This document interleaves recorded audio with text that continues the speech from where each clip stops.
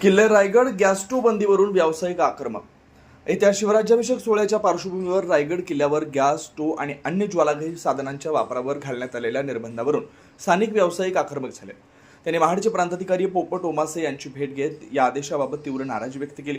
मात्र हा निर्णय केवळ सुरक्षिततेच्या दृष्टीने घेतल्याचं प्रशासनानं स्पष्ट करत सहकार्याचं आवाहन केलं. यावेळी व्यावसायिकांनी सुरक्षिततेचे नियम पाळून प्रशासनाला सहकार्य करू असं आश्वासन दिलं.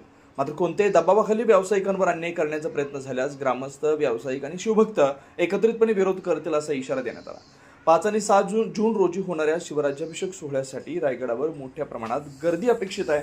यामुळे बाजारपेठ ते जगदीश्वर मंदिर मार्ग तसेच चित्त दरवाजा ते होळीचा माळ परिसरात गॅस स्टोव्ह आणि अन्य ज्वालाघाई साधनांच्या वापरास मनाई करण्यात आली आहे. या आदेशाविरोधात स्थानिक व्यावसायिकांनी बुधवारी महाडचे प्रांताधिकारी पोपट ओमासे यांची भेट घेतली. यावेळी प्रशासनानं हा आदेश व्यवसाय बंद करण्यासाठी नसून केवळ सुरक्षिततेच्या कारणासह लागू करण्यात आल्याचं स्पष्ट केलं. खाद्यपदार्थ तयार करण्यास कोणतीही बंदी नसून ते सुरक्षित ठिकाणी तयार करून विक्रीसाठी आणता येतील असंही प्रशासनानं सांगितलं.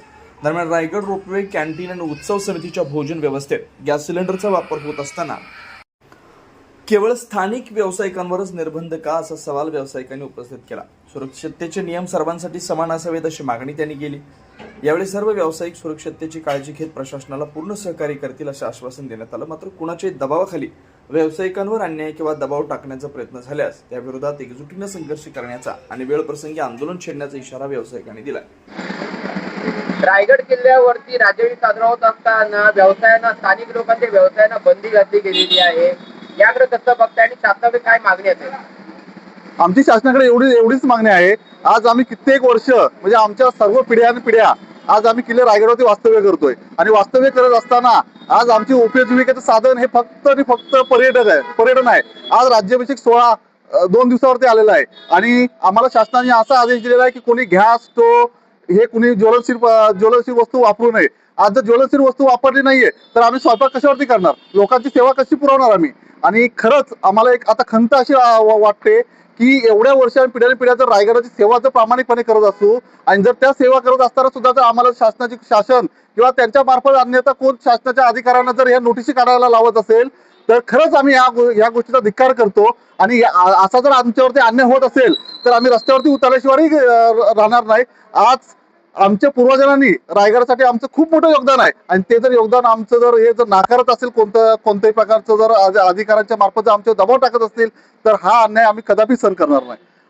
आणि आम्हाला एवढीच दादा, रायगड किल्ल्यावरती राज्याभिषेक दरम्यान जे शिजवून अन्न पदार्थ विकले जाणार आहेत त्याकरता गॅस आणि चुलीला बंदी घातले, स्थानिक म्हणून काय भूमिका असणार आहे तुमची? रायगडावरती आमचे स्थानिक जे छोटे मोठे व्यवसाय करतात, इतरही दिवशी कोणत्याही प्रकारचा मोठा व्यवसाय त्यांचा नसतो. हे उत्सवाच्या कालावधीमध्येच त्यांचा व्यवसाय चांगल्या प्रमाणात असतो आणि इतर वेळेला ही संघटना सगळी रायगडाची स्वच्छता पण 15 दिवसातून एकदा करते. आणि अशा वेळेला उत्सवाच्याच वेळेला जर ह्यांच्यावरती बंदी येणार असेल, आमच्यावरती बंदी येणार असेल चूल आणि गॅस पेटवण्यासाठी, तर ते खूप अन्यायकारक आहे. आणि त्याच्यामुळं जी बंदी आहे ती त्वरित शासनाने उठवावी आणि रायगडावर जे छोटे मोठे व्यवसाय आम्ही संपूर्ण सुरक्षेची काळजी घेऊन ते व्यवसाय आम्ही करत आहोत, यापूर्वीही केलेले आहेत आणि आत्ताही करत आहोत, तरी आम्हाला त्याची बंदी उठवावी ही विनंती मागणी आहे. येणाऱ्या शिवराज्याभिषेकाच्या कार्यक्रमाच्या निमित्त हजारो शिवभक्त या किल्ले रायगडावरती येत असतात. अनेक वर्षापासून या किल्ले रायगडावरती या शिवभक्त येत असतात. परंतु अनेक पिढ्या आमच्यातली जी स्थानिक मंडळी आहे ती एक उदरनिर्वाहासाठी तिथे त्या ठिकाणी जी पिठला भाकरी असेल किंवा चहाचा व्यवसाय असेल किंवा वडापावचा व्यवसाय हे प्रामाणिकपणे करण्याचा प्रयत्न त्या ठिकाणी करत असतात. परंतु शासनाच्या आड लपून कोणीतरी जर यांना दबाव आणण्याचा प्रयत्न करत असेल, स्थानिकांवरती काय कोणत्या तरी पद्धतीने जर अन्याय होत असेल तर आम्ही स्थानिक म्हणून त्यांच्या पाठीशी ठाम उभे राहू आणि येणाऱ्या काळामध्ये जर त्यांच्यावरती, त्यांच्या व्यवसायावरती जर का दागाफटका जर कोणी करण्याचा प्रयत्न करत असेल तर मी आपल्या माध्यमातून त्यांना एक सांगू इच्छितो की आम्ही संपूर्ण सातवाडीतील लोक, स्थानिक ग्रामस्थ त्यांच्या पाठीशी ठाम उभे राहून येणाऱ्या काळामध्ये आंदोलन केल्याशिवाय राहणार नाही.